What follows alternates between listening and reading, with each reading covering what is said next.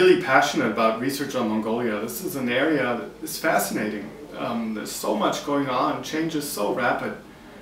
And when I looked around at the field of Mongolian studies in preparation for this book, I found that a lot of it deals with really wonderful, fascinating, in-depth research that's primarily historical and often linguistic. I think contemporary Mongolia is fascinating, the changes that are happening right now. A 10-minute walk in the Mongolian countryside or across Sukhbatar Square in Ulaanbaatar will yield 15 different dissertation topics.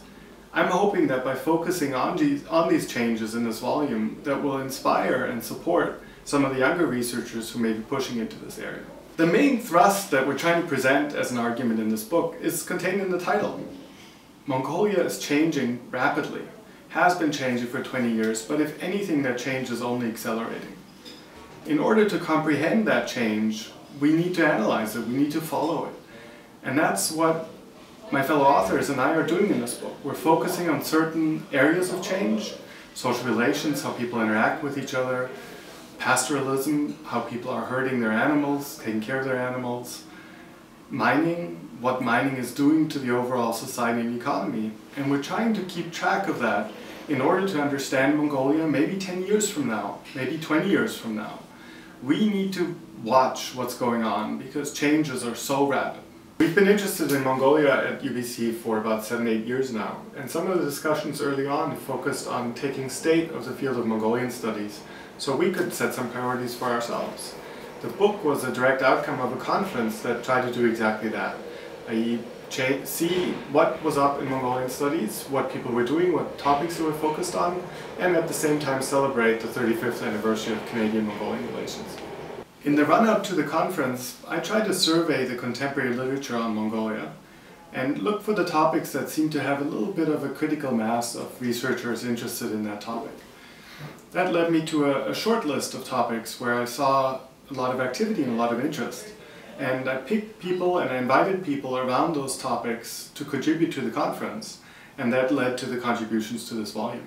When I speak about Democratic Mongolia here, this is in part in contrast to transition Mongolia, if you will. Mongolia left the sphere of influence of the Soviet Union in 1991 and has been democratic since, first nominally, but now in practice as well. So that transition period, in my mind at least, is complete, is over. Today Mongolia is no longer in transition, but at least not in transition from state socialism, but instead is in transition to something else. But clearly that transition period is still relevant to today, and obviously also the 70 years of state socialism do provide a context for contemporary changes. I took this picture in Selengaimak in Mongolia, just north of maybe 2 hours out of Ulaanbaatar a couple of years ago. And it shows an oval, that is a cairn of rocks at a mountain pass. And oftentimes these obviously have spiritual and some religious significance.